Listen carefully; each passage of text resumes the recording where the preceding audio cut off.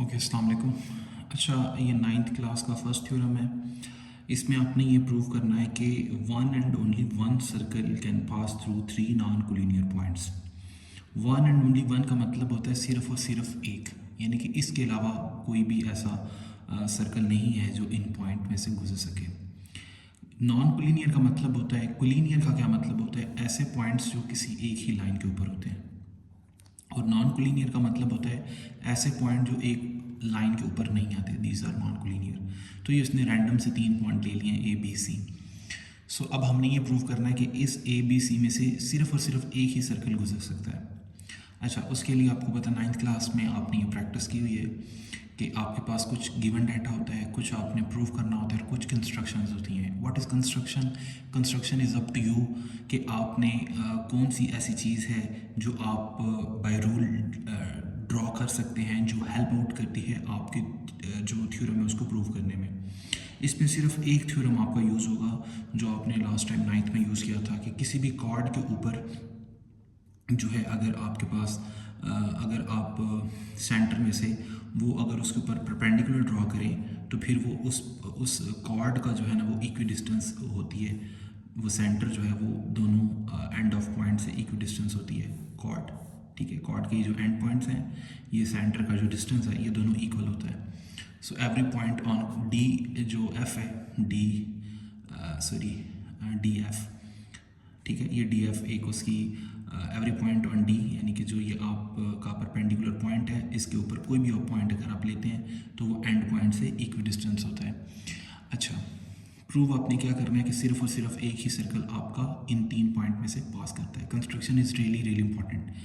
आप क्या करते हैं कि आप जो है ए को बी से ज्वाइन करते हैं और बी को सी से, ए को बी से और बी को सी से, ताकि हमारे पास 2 कॉर्ड टाइप, ठीक है, एक लाइन बन सके। फिर आप ड्रॉ करते हैं डी एफ, यानी कि एक डी और एफ, एक स्ट्रेट लाइन। एक स्ट्रेट लाइन आपने ड्रॉ करनी है ना, तो वो जानबूझकर परपेंडिकुलर ड्रॉ कर रहा है ताकि हम वो थ्योरम को यूज़ कर पाएँ। ठीक है, ठीक है, परपेंडिकुलर के ऊपर अगर कोई भी पॉइंट हो तो वो इक्वी डिस्टेंस बन पाए।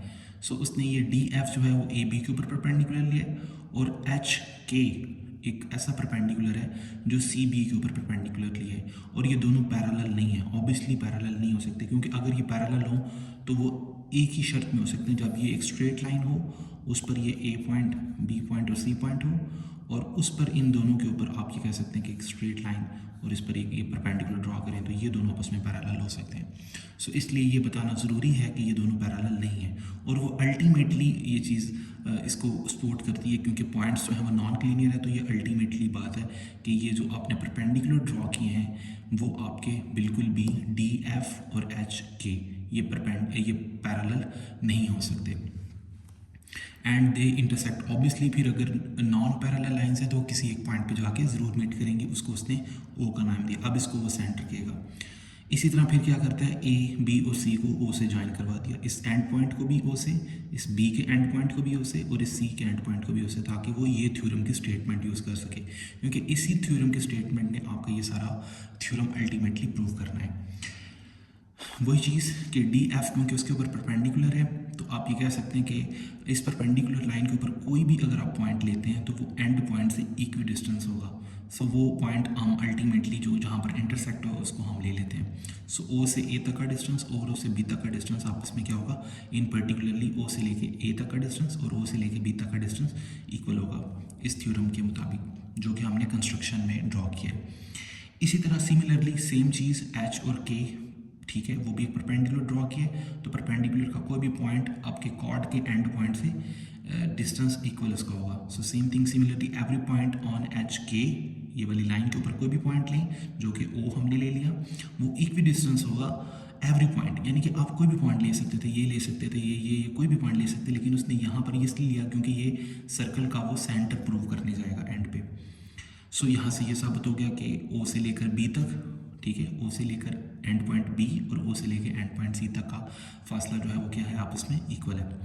अच्छा, O is the only point common D F and H. Obviously 2 parallel lines होती हैं, वो हमेशा सिर्फ और सिर्फ एक ही एंड पॉइंट पर जो है वो इंटरसेक्ट करती हैं। तो ये वो पॉइंट कह रहा है कि जो ओ है ये ओनली पॉइंट होगा, क्योंकि ये नॉन पैरेलल लाइंस है। ये जुमला लिखने का इसलिए ये मतलब था इसका, क्योंकि नॉन पैरेलल लाइंस है तो ये सिर्फ और सिर्फ एक पॉइंट पर, और ये स्ट्रेट लाइंस है। देखिए अगर तो कर्व्स हो ना, तो कर्व्स दो नॉन पैरेलल कर्व्स लेना तो वो ऑब्वियसली एक से ज़्यादा पॉइंट पर भी इंटरसेक्ट कर सकती है, यहाँ पर भी, यहाँ पर भी। बट क्योंकि ये स्ट्रेट लाइंस है और नॉन पैरेलल है तो ये ऑब्वियसली इंटरसेक्ट तो करेंगी बट ओनली वन पॉइंट पर करेंगी। ठीक है, ओनली वन पॉइंट पर इंटरसेक्ट करेंगी। अच्छा, इसका मतलब है कि अगर ओ ए ओ बी के इक्वल है और ओ बी ओ सी के इक्वल है, तो ट्राइकोटमी के मुताबिक क्या है, ओ ए ओ बी और ये तीनों आपस में मेरे इक्वल है। अगर ये तीनों इक्वल है तो इसका क्या मतलब है, there is no such point other than O. इसका मतलब है ओ के अलावा ऐसा कोई पॉइंट नहीं है, जो कि हमने यहाँ पर साबित किया। अच्छा, ओ अकेला पॉइंट है और आपको पता है सेंटर भी यूनिक होता है। इस सारी डिस्कशन में उसने ये साबित किया कि ओ जो है ये एक सेंटर है, सेंटर की डेफिनेशन को फुलफिल कर रहा है। और ये क्योंकि सेंटर है ये साबित उसने कर दिया, और सेंटर से किसी भी पॉइंट तक का फासला अगर इक्वल हो तो ये सर्कल की डेफिनेशन होती है। Hence a circle with a centre O A is a radius will pass through A B C, ultimately there is only one circle which can pass through. जब उसने एक सेंटर जो है उसको यूनिक साबित कर दिया कि इस जैसा कोई जो है वो सेंटर नहीं है, और अगर यूनिक सेंटर है और उसका फासला जो है वो एंड पॉइंट से इक्वल आना शुरू हो गया है, तो ये सिर्फ एक ही प्रॉपर्टी है, वो सर्कल की प्रॉपर्टी है, जिसको आप ये कह सकते हैं कि ये एक सर्कल ड्रॉ हुआ जा रहा है। और अगर ये यूनिक है तो उसका सर्कल भी अल्टीमेटली यूनिक होगा।